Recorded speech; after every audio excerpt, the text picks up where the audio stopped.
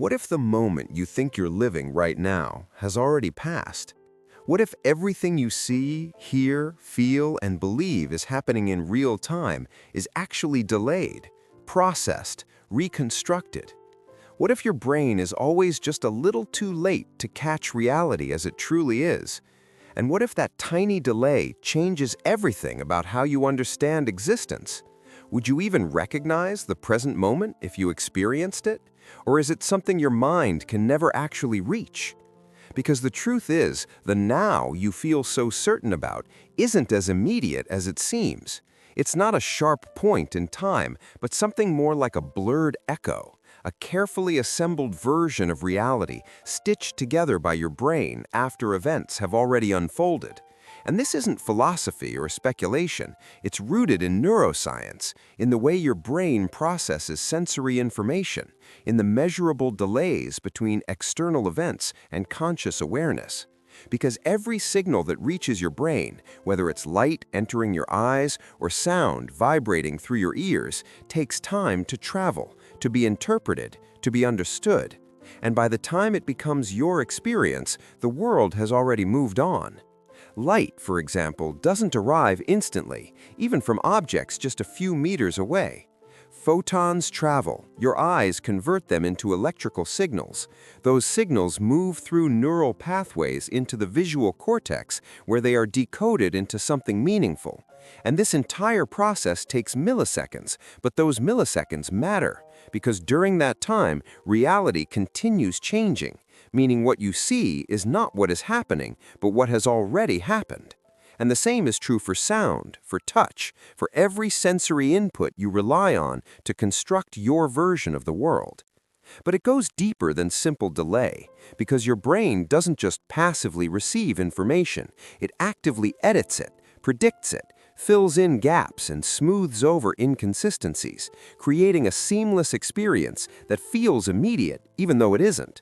And one of the most fascinating aspects of this is that your brain actually waits before finalizing your perception of a moment, holding incoming data for a fraction of a second to build a more coherent picture, which means your experience of now is really a small window of the recent past, carefully organized into something that feels like the present.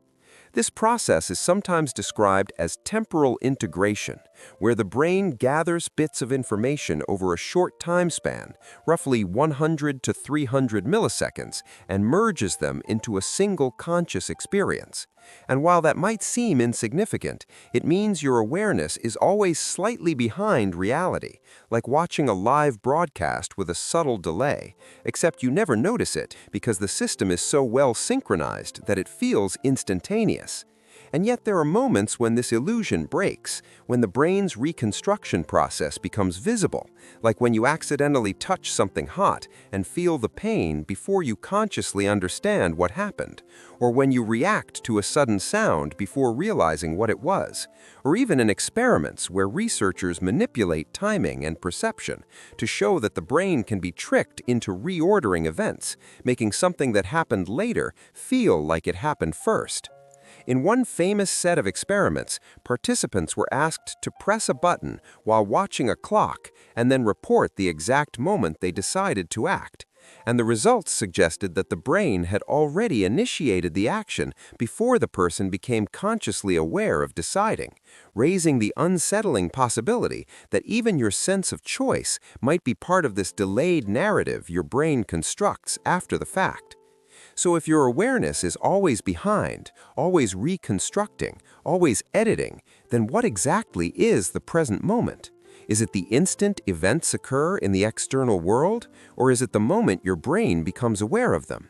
And if those two things are never perfectly aligned, then the now you experience is not the same as the now that exists outside of you. And this gap, small as it is, has profound implications, because it means you are never directly experiencing reality as it unfolds. You are experiencing a version of it, a simulation built from sensory data, predictions, and memory. And while that simulation is incredibly accurate most of the time, it is not reality itself. It is your brain's best guess at what reality must be.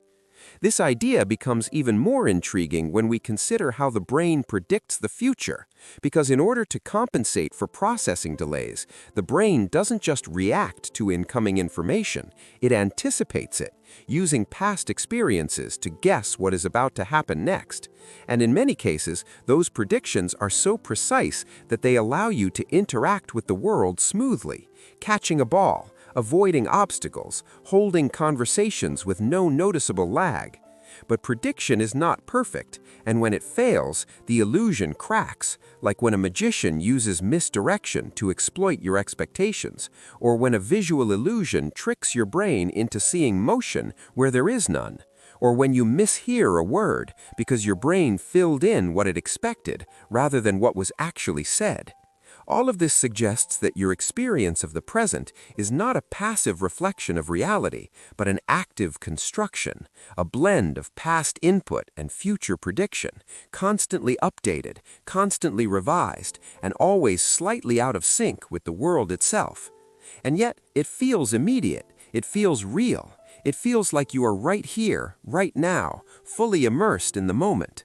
And that feeling is so convincing that it's easy to forget it is an illusion, a necessary one, but an illusion nonetheless. Because without it, the delays, the gaps, the inconsistencies would become overwhelming. Your perception would fragment, your ability to act would slow, and your sense of continuity would break down. So the brain does what it does best. It hides the complexity, it smooths the edges, it presents you with a coherent story of reality that feels seamless, even though it isn't. And this raises a deeper question, one that goes beyond neuroscience and into the nature of consciousness itself. If your experience of the present is constructed, delayed, and constantly updated, then where exactly do you exist within that process? Are you the observer receiving the final version, or are you part of the system creating it? Some theories suggest that consciousness is not a single point in time, but a continuous integration of information that gives rise to the feeling of being present. And in that sense, the present moment is not something you experience, but something you are, a dynamic state rather than a fixed point. Others argue that the present moment is fundamentally inaccessible, that by the time any information reaches awareness, it is already in the past, making true now something that can never be observed directly, only inferred. And yet we still feel it, we still talk about it, we still try to live in it, chasing mindfulness, seeking presence, trying to anchor ourselves in something that may not even exist in the way we conceive it. But maybe that's the point. Maybe the present moment isn't meant to be captured.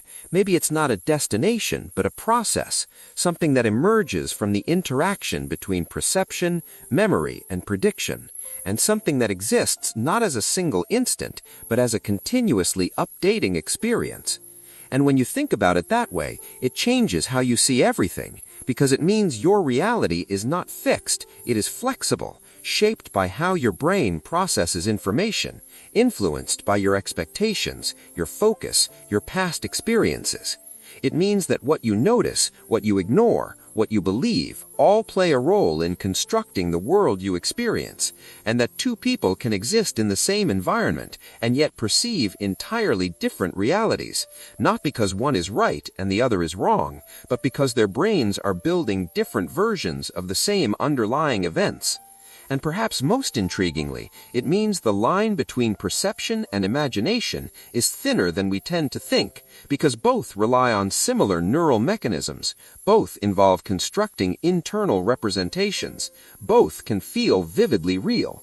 So the next time you feel completely present, completely aware, completely in the moment, it might be worth asking yourself, what am I actually experiencing right now? Is this the world as it is, or the world as my brain has reconstructed? And how much of what I take for granted as immediate is actually a carefully crafted illusion designed to keep everything running smoothly? Because the present moment, as it turns out, is not something you simply step into. It's something your brain builds for you, moment by moment, always just a little too late to be truly now, and yet perfectly timed to feel like it is.